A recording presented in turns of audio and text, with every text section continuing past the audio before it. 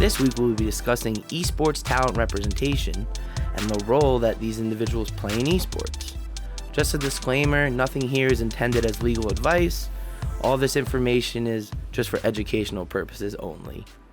Esport talent reps, the individuals who work on behalf of professional gamers and streamers. They're usually attorneys, but sometimes they're licensed player or talent agents or marketing agents. This week's guest is Roger Quiles, an esports attorney and player representative at FCW Talent. Roger works with professional gamers, streamers, and content creators. Thanks for joining us, Roger. Thank you for having me, Justin. It's our pleasure. We're glad to get this going. So to briefly introduce the topic, there's a few kind of main responsibilities and things that player representatives handle. One of the primary things is, negotiating the gamer's contract, their player contract with the org or team they're signed to. Additionally, working on any sponsorship or endorsement agreements that they may get. If a player is a free agent, they could assist in finding them a new team or some other new situation that works. They also really help with the marketing and brand development of their talent, including pitching them to different brands and creating pitch decks and fielding different inquiries. What's also really useful is they're very familiar with different esports league rules and tournament organizers and really the legal and business side of the industry, including tax matters and visa and immigration stuff. Also, they really act as a nice buffer to the outside world, whether it's handling with the press, other teams, coaches, team owners, and the fans. And in times of chaos, as we see, there's always scandals going on here and there. They can be their person in your corner with some crisis management assistance. Now that we know a little bit more about what they do, Roger, tell us a little about your past esports work. Sure. So I run my own law practice, Quiles Law, out of New York. I've been working in esports now for about 5 years, almost exclusively. Work on all sides of the space, so player representation, content creator representation, teams, and the many supporting businesses that operate in the space. Serves a global clientele, so I've got clients in North America, Latin America, Europe, as well as Asia, and realistically have touched every major esports title at this point and many of the minor ones. Very familiar with all of the various ins and outs of the many ecosystems that the esports industry has created. Okay, awesome. So what are you years ago? I started. Oh, sorry, Justin. Yeah, no problem. Yeah, so you were continue. Sure. So about 2 years ago, created FCW Talent as a full-service player and talent management agency to work with players and content creators in a closer manner. We were seeing that there were a lot of players and streamers and other content creators that, once we sort of handed off the deal to them, there's certainly a lot of confusion and a lot of being unsure about what were specific issues that were popping up during the life of the contract itself, and also just generally not knowing how to necessarily handle a lot of those situations. And that's why I think realistically, like you noted, player agents being buffers is probably one of the most important roles that we have, because I do think that we can stop a lot of issues from growing into significant problems pretty early on in the process.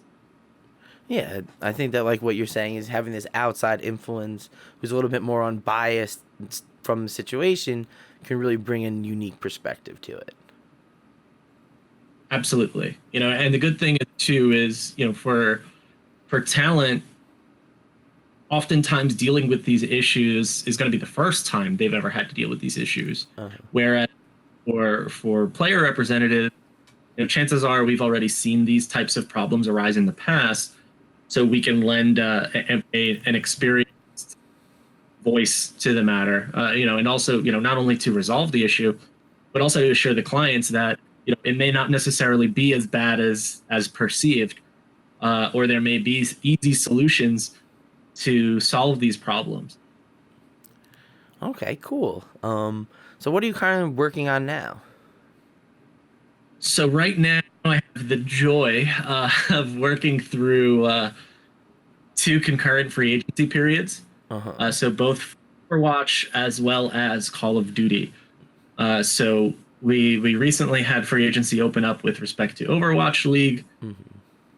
That's been particularly interesting as this offseason is the first after the initial Overwatch League contracts have ended. Okay. So contracts, for reference, were what are called 1+1 deals. That was 1 year guaranteed, and then a second year would be a team option. Okay. So everyone that completed their initial deal is now a free agent. So we have a ton of Overwatch players that are now free agents that are available for teams, and that's needless to say causing some chaos amongst on the side of trials and recruiting and even being able to get deals done. So like the supply and demand, the supply is really high, so they can be a lot more choosy and, like you said, put you through the trials to find the exact player that they want at the exact rate that they're interested in spending. Exactly. And I think one of the biggest issues that we have in esports at large is in terms of evaluating talent. Traditional sports, we have all sorts of data points and analytics and metrics that can be used to say, this guy's going to be an elite running back. This guy's going to be a great point guard. But we don't quite have that, at least not to a precise point as we do with traditional sports in esports. Uh, but what it means then is that the recruiting process for organizations in the meantime, it's a lot more personal. So perception will be skewed by perception, and two organizations can look at a player completely differently. So especially having a significant amount of play agency makes it very difficult to say, what, these are the guys that I want. These are the guys that I think are going to fit the rest of our team. Uh-huh. Or even if it's saying, hey, let's take a list of all the players at this one position that we really want to fit. Let's put them all in a trial and scrim with our team and see how it goes. Well, for a normal off season, your list may be a couple people, but now because there's so many that are free agents, you may have a significant number if you're looking to trial everyone at that spot. So definitely some growing pains with respect to talent recruitment on the organization side in the league itself. Why do you think this problem is kind of arising? It's just a lack of track record. They've only been doing this for 2, 3, 4 years.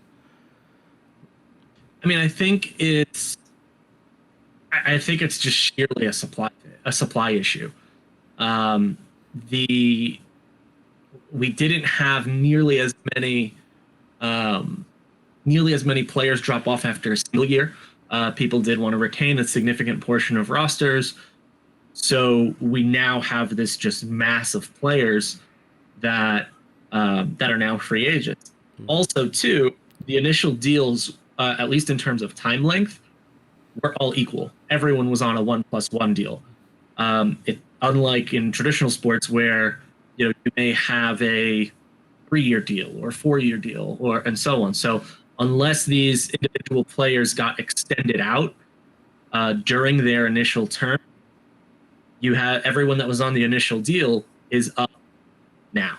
And then just from the sheer data and analytics point, I think that's just a matter of time in terms of being able to determine just crunching the ones and zeros to say, hey, these are the different characteristics that make for an exceptional DPS. These are the types of characteristics that make for an exceptional support. Human error aside. Okay, cool. So it really kind of seems like now that teams have seen these players for 2 years, kind of really decided who can hang, and they can be a little bit more choosy. And I'm sure that a bunch of kids are going to go to the academy teams to kind of give them another opportunity to prove themselves. Well, the academy structure in and of itself is interesting because this past year, it seems like there's been a bit of a contraction at the contenders level, specifically with respect to Overwatch. We've had multiple organizations leave NA contenders, one of which at least joined another league, being Philadelphia Fusion joined the Korea Contenders League. So really put a strain on contenders levels players because a lot of the options that were remaining were predominantly pickup teams and unsigned organization, unorganized, or teams that were not affiliated with an organization. Mm-hmm. So you then create an issue where you have a significant number of players who competing at the contenders level that are not getting paid. And frankly, at that point, it's a question of, well, you can only not get paid to play, but for so long. So if you're not getting paid and the ecosystem is not sufficient enough to create a future of getting paid or a likelihood of getting paid, then you may see people start to walk away or have to shift towards playing another game competitively to see if there's a brighter future for them there. Okay, that's very interesting. I could see how, same with like minor league baseball. Like you can only do that for so long until if there's no hopes of you going to the majors, you just really can't survive on that as you kind of grow and need more. Okay, so that's very interesting. So I believe you're a licensed talent agent. Right. So can you kind of elaborate a bit on the Uniform Athlete Agent Acts and any other kind of talent agent acts that may be relevant to the space? Sure. So the Uniform Athlete Agent Act is this it's a body of law that the vast majority of states in the United States have adopted in one fashion or another. Many of those states, it's completely parallel to one another. Other states have heightened requirements that they. There are about 5 or 8 states that still have not adopted the UAA. Okay.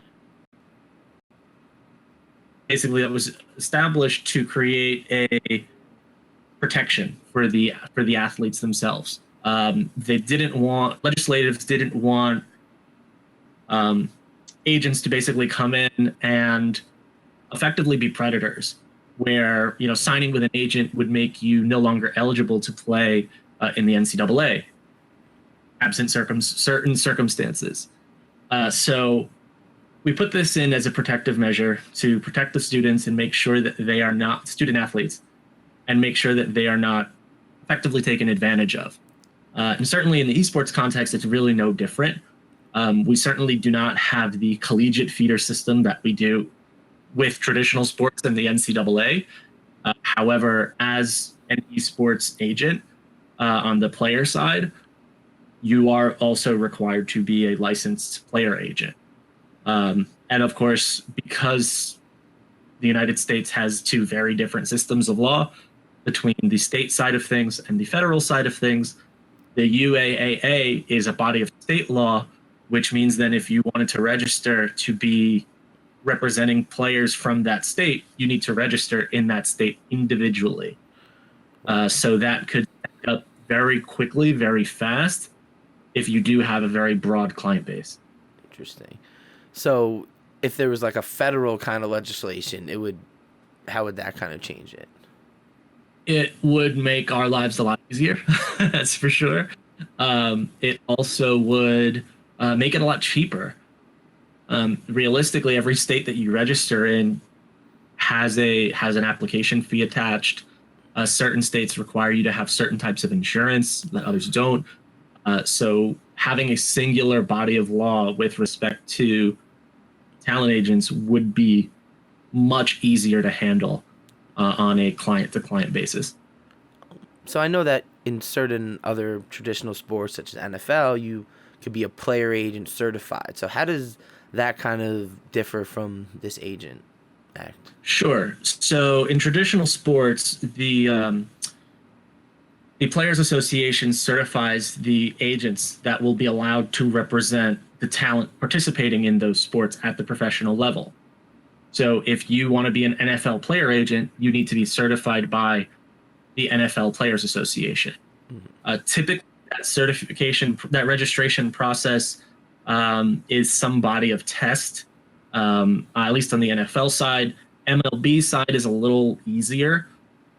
Basically, like if you have my understanding is that if you have a Major League Baseball client, you essentially submit some paperwork to the Players Association, and boom, you're a certified player agent for baseball players, Major League Baseball. So esports doesn't have, well, first off, it doesn't have players associations in the same fashion. Body that would act as a certifying body as well. So certainly the only real mechanism that we have to certify as a player agent is simply going through these state processes. I guess there could certainly be some certifying body in the future, like if any developer run league wanted to certify all of the player agents that were operating within that league, they absolutely could do so. Or of course, we can take a similar path to the traditional sports angle, and if we somehow manage to have a players association develop, we can have that body then certify player agents in the manner that it sees fit. Okay, so if you're an NFL agent, you would get certified by the Players Association as well as register with these different states under this act, right? Yes. Okay. So that's a lot of filing fees and a lot of paperwork and renewals and all kinds of things. So do you think, just based on your knowledge, that a lot of, the talent reps in esports are kind of proceeding this way?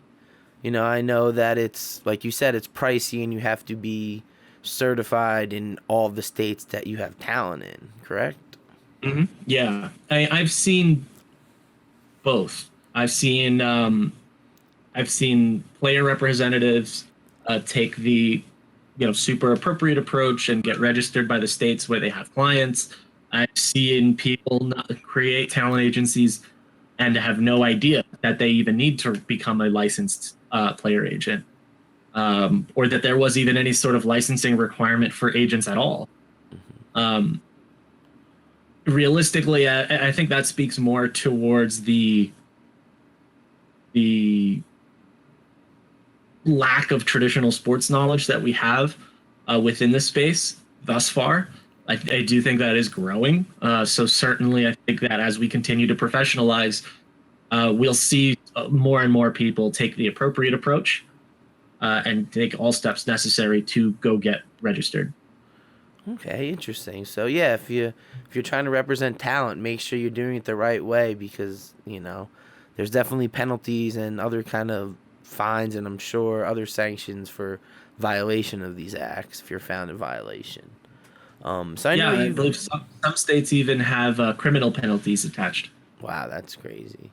Well, so I know that you work with some other entertainers as well as some professional athletes. So how do you feel working with esports talent is different than working with talent in other areas? I don't really feel that it is very different at all. Certainly, the egos are comparable. Players are players. The real competitors, they're competitors at heart, and above all else, they want to win. That's no different whether you're playing stick and ball sports or if you're playing Overwatch, League of Legends, Counter-Strike, etc. I do think now that esports players are becoming much more cognizant of the fact that they unto themselves are a business and are brands, whereas traditional sports has long learned that. So you are seeing players be much more aware of the fact that their decisions and that their public persona is something that can impact their playing career, or not even just their playing career, but any sort of other endeavor that they want to choose. Their piggy bank, right? Sorry? And their piggy bank, like they're starting Absolutely. to realize that having the right people in their corner is the difference between guaranteed money or certain expenses covered, or getting a higher salary just because you asked for it or were able to negotiate and prove your point. Absolutely. And I think being the uber competitor and being toxic, and I think the quintessential example of this from a traditional sports perspective is probably Kobe Bryant, whereas Kobe and wanted to win above all else and took some actions and made some statements that may create the perception that he wasn't the best of teammates because of that, and could have been a potentially toxic player to a lot of the clients that I work with that are uber competitive, because it's something that esports has long had its issues with toxicity, both on the professional side of things and even just with communities.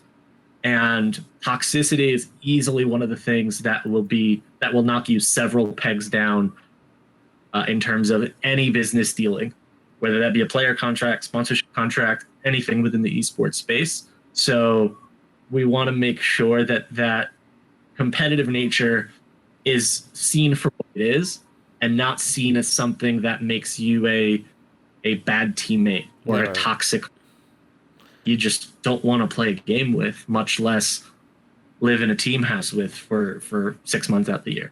Right? It's like, be a good sport. GG, good game. That's, very ingrained in the whole, esports gaming culture of, yeah, it's a game. You win, you lose, but it's how you act in defeat, how you act and win. Like, nobody wants someone who's, like you said, screaming at everyone and, oh, why didn't you kill him? Like, it's your fault, and, blaming stuff on other people. It really messes up the vibe. It just isn't a team, especially in these games where you're 4 or 5 guys with a map and you need to be coordinated. It really doesn't help morale, and at the end of the day, nobody wants a person like that around. So it's very interesting to see how these kids act and how they're learning that what you do in your basement is one thing, but now that you're on the main stage or you have thousands of people watching you on a stream, like, those same actions aren't gonna fly.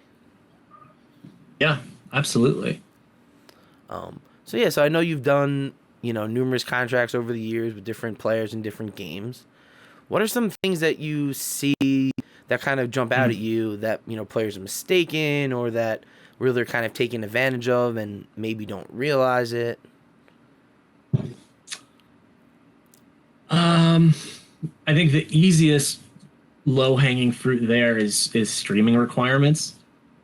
Players are very eager to accept high streaming requirements simply because they're like, oh, I'll just stream practices, and if I'm in a team house, I'll have all the time in the world to stream. Yet no one really looks at streaming as being this separate thing unto itself.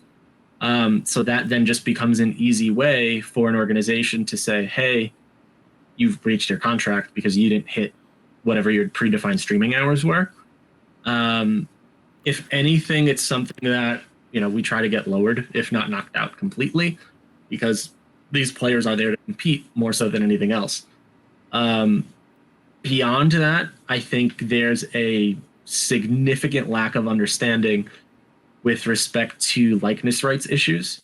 So likeness rights, for those that are unaware, is basically the right to use the player's name, image, their voice, things of that sort, with respect to any sort of enterprise, be it promotional or commercial.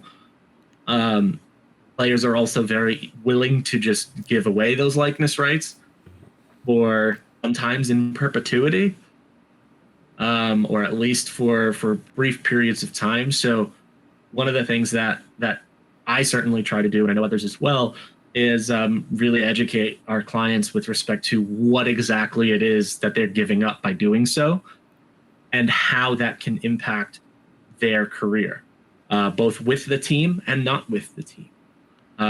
That tends to be a very easy way to get it across, of saying, hey, you might not want to give away these rights for as long as are defined here, or maybe we want to create some difference between how the organization can use these rights in certain circumstances. because at the end of the day, organizations want to use likeness rights as a means of, selling additional sponsorship dollars. But if none of that money is coming directly to you as the player, then realistically, why is someone potentially profiting off of your face? Especially for a period that could be well beyond your time with the team. So, kind of explain that a little bit more of like, what does that mean by having the rights to your likeness, and how does that kind of impact you as a player potentially in the long term? So let's say I'm a Fortnite player. And as a Fortnite player, I joined an organization and I'm playing for, we'll call it Team X. And during a contract with Team X, which I've signed already, they're requiring that I give them, my likeness rights, the rights to use my image, my name, My gamer tag. like for several years past the point of the end of the contract. Let's say now that contract ends and now I'm a superstar, and realistically I'm saying, as a Fortnite player, I'm seeing that there's not too many LANs, so maybe I don't need an organization. Maybe I can just play online, whatever significant LAN there is, and then either be taken care of by the developer, or I'll have enough of my own money anyway because I'm as big as I am now, to be able to get myself there. So it's here it is now, a year past the contract's expiration, and you show your face is you walk into Best Buy and your face is on the side of a Razer mouse because Team sold your likeness to Razer for money that you saw nothing of. Well, it's like, all right, well now realistically, let's say because I'm a superstar effectively in my game, it's now harder for me to sell sponsorship knowing that I'm going to be on my own. So it's harder for me to get a sponsorship from a peripheral company because let's say I'm talking to Corsair, and Corsair is going to say, well, why are we going to sponsor you and put you on the side of Corsair boxes when someone else is going to see you on the side of a Razer box for the next 2 years? Interesting. Yeah, I mean, I think that's the perfect example of a player and any professional not really understanding the long-term ramifications of what they're doing. They're all meant the here and now, and right. Unless you have someone who actually understands that, like maybe right now you're just so happy to play for them, but 2-3 years from now, after you develop and put your all into it and you're with this major organization, you may elevate yourself. You may be at a level where you could stand on your own and be functionable. But if you didn't ever plan for that, where maybe the team has to pay you some kind of residual royalty or likeness to be able to continue after your termination. But if you never even realize that this is something to bring up or that you can even discuss, then you can't even begin that conversation. Exactly. And I think that your kind of point to the streaming is that these are things that, you're there to compete professionally. So for you to have to do an extra 5 hours outside of your practice schedule and your competition schedule becomes a huge burden on you, because you want to actually have time to go to the gym, get dinner with friends, like, be part of society, exactly, sleep, like try to be a functioning human for a little bit. So I think that, having someone in your corner who this is what they do, they understand what everything means, not just today and tomorrow, but 6 months from now, a year from now, really kind of sets things properly. So, where do you think the future of the talent representation business is going? I mean, realistically, I think you're going to see it continue to professionalize. I think you're going to see talent agencies, both on the player side and on the content creator side, start to offer a lot more, because realistically, this celebrity and stardom of these individuals is also only increasing, and they're going to need to be more and more in different capacities than we've had to deal with in esports. Like, I just saw yesterday, Lady Gaga tweeted, like, @Ninja, who are you? And then he replied, ask Drake. And it was just like, wow. Like, you're on Lady Gaga, who's, Grammy winning, like, one of the top artists of the past decade, I would say, especially in the pop world. like this, Ninja is like in Fortnite is like on her radar, and it's like a thing that she's commenting on. Like, you know how social media people are. Like, each tweet is hundreds of thousands of dollars. Like, imagine the kind Absolutely. of residual benefit that Lady Gaga tweeting about Fortnite and Ninja was. So it's just a Yep. really interesting example of how more mainstream and more celebrity is coming to this realm. Absolutely. And I think even at a base service provider level, you think about, we're at a stage now where finally attorneys and talent agents are actually being sort of welcomed within the space. But there are tons of other service providers that are itching to come in that certainly can provide some very real benefit. Think about like financial planning. Upcoming Think about topic. Oh, perfect. There you go. But yeah, so financial planning is definitely one realm that will need to be broached and will need to be accepted more regularly. Also, things like insurance, and that dovetails a little bit with financial planning, but even just protecting your livelihood. And at the end of the day, now I think it's the realization that this is their livelihood, and this is a business no different than opening up a store on the corner. Certainly, that store exists in a very different fashion, and you're selling very different things. But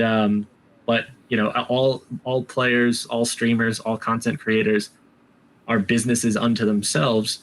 And I think as the industry grows, we'll start to treat it that way.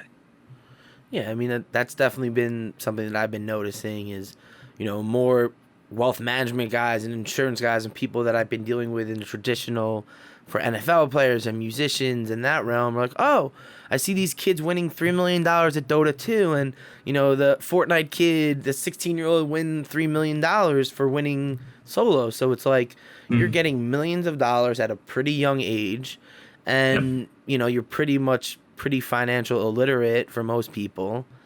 And if you get a couple $1 million at a early enough age and you do some of the right things with it, you could really position yourself to be a lot ahead of the rest of your colleagues. Like, well, we can just leave it Absolutely. at that. So, Hmm. um, Absolutely.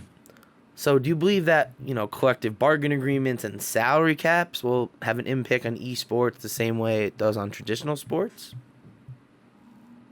I think collective bargaining is going to be something that is a ways away. The biggest hangup being that traditional sports, we have two parties in collective bargaining. It's the league, which is the collective arm of all of the teams, and the players, or the collective arm of the players, being the Players Association. I think here there would need to be a third party, being a collective of the teams, a collective of the players, and then you also have the developer.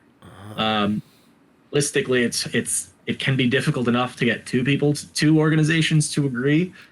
It's going to be that much harder to get three parties to agree, and that's a minimum of three. You could also expand that out and say, all right, well, let's include tournament providers or tournament organizers. Now we have four groups.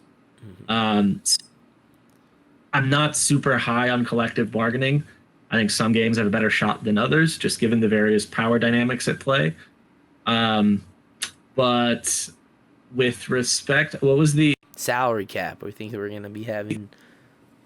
salary cap? Would be very difficult to implement. I think outside of a collective bargaining,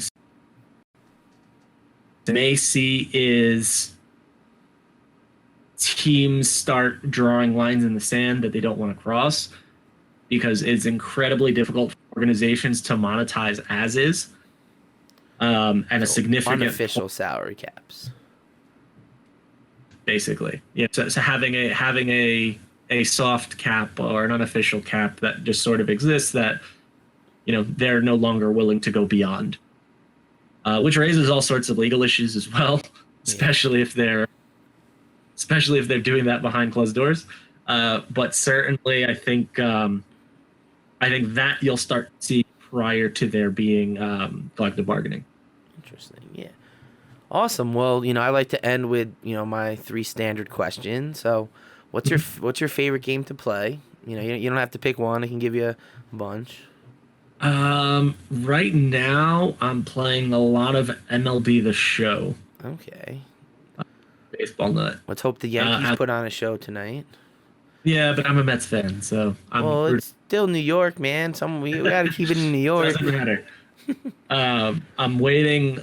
I'm itching for Modern Warfare, the remake, which will come out in a couple weeks. I'll play a ton of that. I've been playing a lot of the Legend of Zelda: Link's Awakening remaster out on Switch. So that's been my airplane game, so to speak. Nice. So what's your favorite game to watch? My favorite game to watch is CS:GO, hands down. Okay. And so who's your favorite gaming character? Mario, Luigi, any of those? I see you got Toad in the back. Yeah, I've got a Vault Boy over here. I've got a slime and then the mushroom. But I would say, the icon, which is still Super Mario. Okay, I mean, you can never go wrong with Mario. Exactly. So thank you so much for joining us, Roger. This was very insightful. Thanks everybody again for tuning in. Make sure to follow us both on Twitter, Justin JESQ, and you see his information is listed by him. Make sure to check out jacobsonfirm.com for some more articles and information. And make sure you follow Prediction Esports on Twitch and Twitter to find all of our past broadcasts on Apple Podcasts.